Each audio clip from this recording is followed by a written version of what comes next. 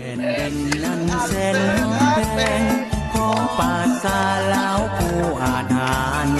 ยังมีสาวสวยงาม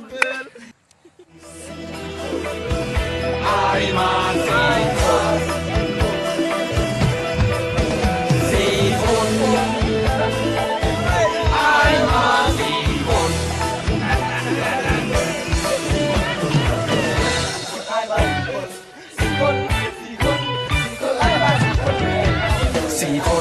สี่คนสี่คนอายมาสี่คนสี่คนอาหารเนื้ออาหาร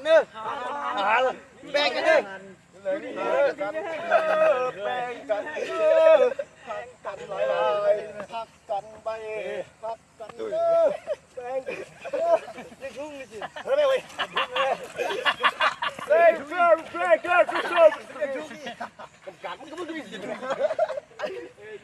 เว้ยไปทุ่งเว้ยนี่เว้ยเดี๋ยวนี้นะแต่นี่ไม่เหมือนเว้ยเปลี่ยนทุ่งตาคือ